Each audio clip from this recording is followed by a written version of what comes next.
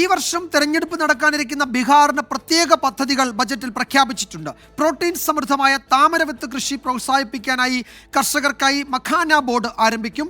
ഭക്ഷ്യ സംസ്കരണത്തിനായി National Institute of Food Technology സ്ഥാപിക്കും.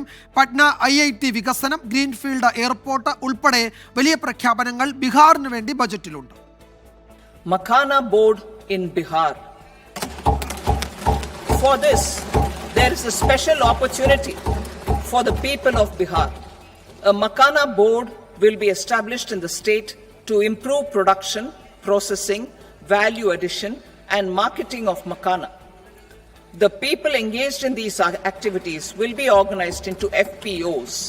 The board will provide hand-holding and training support to Makaana farmers and will also work to ensure they receive the benefits of all relevant government schemes.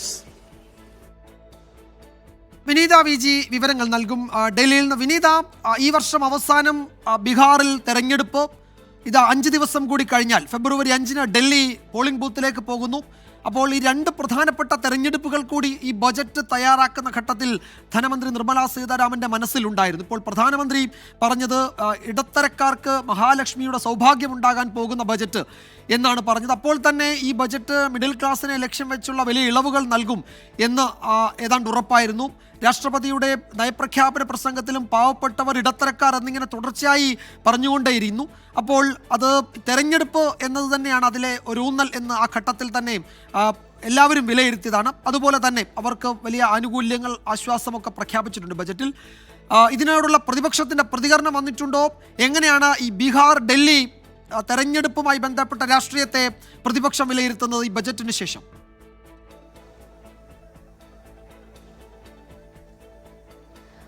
തീർച്ചയായും വിജയകുമാർ സൂചിപ്പിച്ചതുപോലെ തന്നെയാണ് ഇന്നലത്തെ നയപ്രഖ്യാപന പ്രസംഗത്തിലൊക്കെ നമ്മൾ വലിയ രീതിയിൽ പ്രതീക്ഷ മുന്നോട്ട് വെച്ചിട്ടുണ്ടായിരുന്നത്. ഇപ്പോൾ പ്രതിപക്ഷമടക്കം വലിയ ആരോപണങ്ങളുമായി രംഗത്തെത്തിയിട്ടുണ്ട്. അതിൽ കേരളത്തിൽ നിന്നുള്ള MPമാർ പറയുന്നത് കേരളം ഇതിനോടകം തന്നെ നിരവധി ആവശ്യങ്ങൾ, വയനാടിനെ ഉൾപ്പെടെയുള്ള നിരവധി ആവശ്യങ്ങൾ കേരളം മുന്നോട്ട് വെച്ചിട്ടുണ്ടായിരുന്നു. അതിലൊരൊറ്റ ആവശ്യം പോലും ഉണ്ടായില്ല എന്നുള്ളത് തന്നെയാണ്. കേരളത്തിന്റെ പേരെടുത്ത് എവിടെയും പരാമർശിച്ചിട്ടില്ല എന്നുള്ളതാണ്. അതിൽ ഏറ്റവും ഒരു ആനുകൂല്യം അല്ലെങ്കിൽ അത്തരത്തിലേക്ക് ഒരു ആശ്വാസകരം എന്ന് പറയുന്നത് ഈ മരുന്നുകൾക്ക് നികുതി ഇളവുമായി ബന്ധപ്പെട്ട് കൊണ്ടുവന്നിട്ടുള്ള ഒരു ഇളവ് മാത്രമാണ് അതിൽ ഒരു ആശ്വാസകരമെന്ന് പറയുന്നത്. മറ്റ് തരത്തിലേക്ക് നോക്കുമ്പോൾ കേരളത്തിന് ആശ്വസിക്കാനായി ഒന്നും തന്നെ ഇല്ല എന്നാണ് പ്രതിപക്ഷം ഇതിനോടകം തന്നെ മുന്നോട്ട് വെക്കുന്ന ആരോപണം. ഒപ്പം തന്നെ ബീഹാറിന് 4 പ്രധാനപ്പെട്ട പദ്ധതികളാണ് നൽകിയിരിക്കുന്നത്. അത് ഈ തെരഞ്ഞെടുപ്പിനെ മുന്നിൽ കണ്ടുകൊണ്ടാണെന്നും പറയുന്നുണ്ട്. ഒപ്പം തന്നെ ഇപ്പോൾ നമുക്ക് അല്പം മുൻപ് നമ്മളോട് സംസാരിച്ച ജോൺ ബ്രിട്ടാസ് അടക്കം പറയുന്നത് ഈ ഡൽഹി നിയമസഭാ തെരഞ്ഞെടുപ്പ് കൂടി മനസ്സിൽ കണ്ടുകൊണ്ടാണ് ഇങ്ങനെ ഒരു ബഡ്ജറ്റിൽ മധ്യവർഗത്തിനടക്കം വലിയ ആനുകൂല്യങ്ങൾ നൽകിയിരിക്കുന്നത് എന്നൊരു ആരോപണം കൂടി മുന്നോട്ട് വെക്കുന്നുണ്ട്. ബീഹാറിനെ സംബന്ധിച്ച് നോക്കുമ്പോൾ ബീഹാറിനെ ചേർത്ത് നിർത്തുന്നത് തന്നെയായിരുന്നു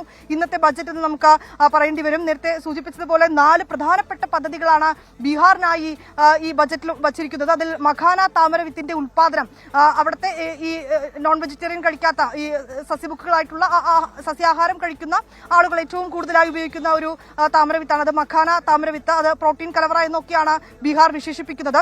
ഈ മഖാന താമരവിത്തിന്റെ ഉൽപാദനത്തിനായി പ്രത്യേക ഗവേഷണ കേന്ദ്രം അതിനായി അനുമതി നൽകിയിരിക്കുകയാണ്. ഒപ്പം തന്നെ ഈ മഖാന വിത്തിന്റെ വിതരണത്തിനും ഉൽപാദനത്തിനും അതിന്റെ സംഭരണത്തിനും ഒക്കെ തന്നെ ശക്തമാക്കുക എന്ന് ലക്ഷ്യം വെച്ചുകൊണ്ടാണ് അങ്ങനെ ഒരു പദ്ധതിയിലേക്ക് എത്തിയിരിക്കുന്നത്. ഒപ്പം ബീഹാർ ആസ്ഥാനമായുള്ള കലാകാരിയായ പത്മശ്രീ അവാർഡ് ജേതാവ് ദുലാരി ദേവി സമ്മാനിച്ച ഓഫ് വൈറ്റ് കൈത്തറി സാരി ധരിച്ചുകൊണ്ടാണ് ധനമന്ത്രി ഇന്ന് ഈ ബജറ്റ് അവതരിപ്പിക്കാനായി എത്തിയിട്ടുണ്ടായിരുന്നത്. അതുകൊണ്ട് തന്നെ ബീഹാറിനെ ചേർത്ത് നിർത്തിക്കൊണ്ടുള്ള ഒരു ബജറ്റ് എന്നത് പിന്നീട് ആ പ്രഖ്യാപനം കൂടി വന്നപ്പോൾ നമുക്ക് വ്യക്തമാകുന്നു എന്ന് തന്നെയാണ് നമുക്ക് മനസ്സിലാക്കാൻ കഴിയുന്നത്. ഒപ്പം തന്നെ ഈ national Institute of Food technology അതും ബീഹാറിനായി ഏർപ്പെടുത്തിയിട്ടുണ്ട്. കിഴക്കൻ മേഖലയിലെ ഭക്ഷ്യ സംസ്കരണ പ്രവർത്തനങ്ങൾക്ക് ഉത്തേജനം നൽകുന്നതിനായി ബീഹാറിൽ national Institute of Food technology ആരംഭിക്കും. അതിനായി പ്രത്യേക വിഹിതം പദ്ധതിയിൽ ഒരുക്കിയിട്ടുണ്ട്. ഒപ്പം തന്നെ ഈ ബീഹാർ ആൻഡ് കോസി കനാൽ ബീഹാറിലെ മിഥിലാഞ്ചൽ മേഖലയിൽ ഏതാണ്ട് 50,000 ഹെക്ടറിൽ പ്രയോജനപ്പെടുന്ന പടിഞ്ഞാറൻ കോസി കനാലിന് സാമ്പത്തിക സഹായം പ്രത്യേകമായി അനുവദിച്ചിട്ടുണ്ട്. IIT പട്ന വിപുലീകരിക്കുമെന്നും അറിയിച്ചിരിക്കുകയാണ് ധനമന്ത്രി. എന്നിങ്ങനെ പ്രധാനപ്പെട്ട 4 പദ്ധതികളാണ് ബീഹാറിന് നൽകിയിരിക്കുന്നത്. ഒപ്പം തന്നെ മധ്യവർഗത്തിനടക്കം വലിയ ആനുകൂല്യങ്ങളും ഒക്കെ നൽകുന്ന ആശ്വാസകരമാവുന്ന ചില പദ്ധതികൾ കൂടി ബജറ്റിലുണ്ട്. അതൊക്കെ തന്നെ ഈ ഡൽഹി തെരഞ്ഞെടുപ്പിനെ കൂടി മുന്നിൽ കണ്ടുകൊണ്ടാണ് എന്നാണ് ഇതിനോടകം തന്നെ പ്രതിപക്ഷം മുന്നോട്ട് വയ്ക്കുന്ന ഒരു ആരോപണം. പ്രധാനപ്പെട്ട 4 പദ്ധതികളാണ് ബീഹാറിന് വേണ്ടി നൽകിയിരിക്കുന്നത്. പക്ഷേ കേരളം ഇതിനോടകം ആവശ്യപ്പെട്ടിരിക്കുന്ന ഒരു ആവശ്യം പോലും അംഗീകരിച്ചിട്ടില്ല എന്നൊരു വിമർശനം കൂടി പ്രതിപക്ഷം ഇതിനോടകം മുന്നോട്ട് വയ്ക്കുകയാണ്. വിജയകുമാർ.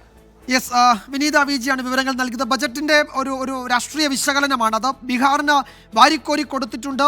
ഡൽഹിയിലെ മിഡിൽ ക്ലാസ്സിനെ വാരിപ്പുണരുന്നുണ്ട് ബജറ്റ്. കേരളം ഉൾപ്പെടെ മറ്റ് സംസ്ഥാനം, ഇപ്പോൾ കേരളം 24,000 കോടിയുടെ പ്രത്യേക പാക്കേജ് ആവശ്യപ്പെട്ടിരുന്നു. ബജറ്റിൽ അതിനെപ്പറ്റി പരാമർശമില്ല. മുണ്ടക്കൈ ചുരൽമല ദുരിതബാധിതരെ സഹായിക്കാനുള്ള കേന്ദ്ര സഹായം ബജറ്റിലൂടെ ഉണ്ടാകുമെന്ന് കരുതി. ബജറ്റ് പ്രസംഗത്തിൽ സൂചനകളൊന്നുമില്ല. അങ്ങനെ കേരളത്തിന് പ്രത്യേകമായ പദ്ധതികളൊന്നുമില്ല. അപ്പോൾ അതിനോടുള്ള രാഷ്ട്രീയ പ്രതികരണങ്ങൾ, കേരളത്തിലെ എം പിമാരുടെ പ്രതികരണങ്ങളൊക്കെ ഈ മണിക്കൂറുകളിൽ വന്നുകൊണ്ടേയിരിക്കുകയാണ്.